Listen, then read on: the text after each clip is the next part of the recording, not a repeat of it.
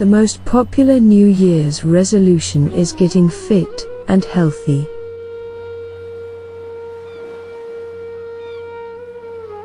To do so, we simply need to eat less and exercise more. Everybody knows this.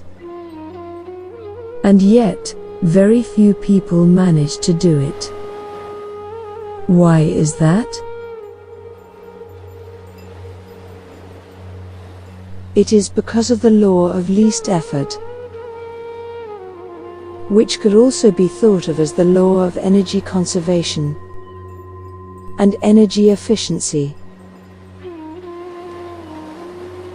Energy has always been precious, and thus we naturally gravitate towards the option that requires the least amount of work. This is why no one is addicted to lettuce, and yet everyone loves ice cream.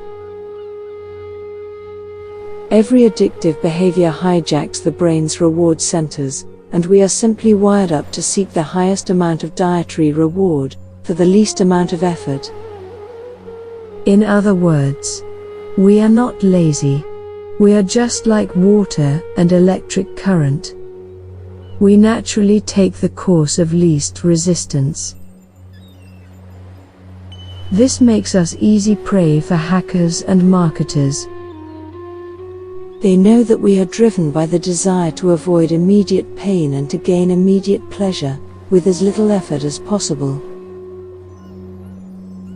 This leads to short-term gain over long-term pain, to cherry-picking and self-deception, to our sedentary lifestyle and our body's tendency to store energy as fat for a rainy day. And that is what fasting and exercise provide. A type of stress that the body was designed for, and which is great for the mind, body and soul. You see, when we feel comfortable, we see no reason to grow.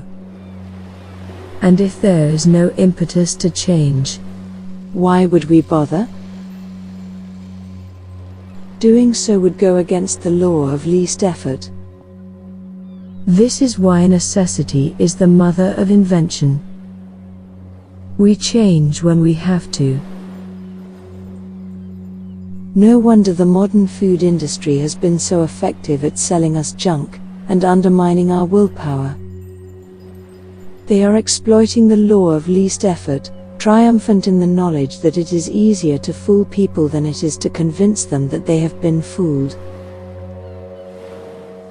They know that, when faced with the choice between changing one's mind and proving that there is no need to do so, most people get busy with the proof. So is it any surprise that their primary goal is to find the precise combination of salt, sugar and fat that excites our Paleolithic instincts and keeps us coming back for more? Criminals have always been early adopters of new technology, and today, the means to predict human choices is increasingly being used in ways which were never possible before. Especially when we consider Moore's law, which states that computer power is doubling every 2 years. That's why, what sounded like science fiction 10 years ago, sounds plausible today. Artificial intelligence is progressively able to use massive databases in order to manipulate human desires. And it is beginning to understand us better than we understand ourselves. It is being used to weaponize our social networks and the internet, exaggerating features that are naturally attractive to us. It is seducing our instincts and driving us into excessive shopping habits, social media habits, and eating habits. No wonder that 3 million people die from obesity and related diseases every year, compared to 1 million who die from starvation and malnutrition. We have the brains of our ancestors, and yet we face supernormal stimuli they never had to face. We live in a calorie-rich environment, where food is abundant. And yet our brains continue to crave junk food, as if it was scarce. Our cravings persist because the reward centers of the brain take tens of thousands of years to evolve. No wonder that we are losing the tug of war with our subconscious mind, which may be as much as 1,000,000 times more powerful than our conscious mind. We are like moths that fly into car headlights or into a bonfire at night. Moths are not stupid, and they do not have a death wish. They are simply nocturnal creatures that continue to use the moon, the brightest source of light at night, to navigate. However, they don't expect to reach it, or bump into it. The simple fact is that their primitive instincts have not evolved fast enough to manage our human ingenuity, and neither have ours. In other words, our conscious willpower doesn't stand a chance against our subconscious programming. Most people are digging their graves with a spoon, and therefore, if we want to manifest different outcomes, we must change the way we think about fasting. After all, we cannot solve the problems we created with the same mentality that created them. So it would be insane to keep thinking the same thoughts and expect different results. Right? Nothing comes from corn but corn, and nothing comes from nettles but nettles. And if we are not cultivating the garden of our minds, someone else is. If we want to change the fruits, we must change the roots. Thus the ultimate aim of these talks is to change the roots. By aligning our beliefs, values and goals, this audio program is designed to use the law of least effort for us. This law is the reason why almost all of our responses occur subconsciously. This automatic level of consciousness operates in much the same way as a computer does. The operator is hardly aware of the many thousands of individual computations taking place to complete even the simplest of tasks. In fact, 95% of brain activity is beyond our conscious awareness. This frees up our conscious mind to perform other tasks, and this increases our chances of survival. Thus, we only appear to be awake. And our subconscious, not our conscious mind, is the normal modus operandi. Fortunately, the only person who cannot change his or her mind is one who hasn't got one. This is because the human mind cannot resist repetition, as proved by Hebb's law, which states that brain cells that fire together, wire together. This basically means that, every time we learn something new, we make new synaptic connections. Our neocortex changes, and new information becomes part of our cerebral architecture. Our subconscious mind may thus be likened to a piece of steel, in that it is very difficult to scratch anything on it. But once it's in there, it is very hard to rub it out.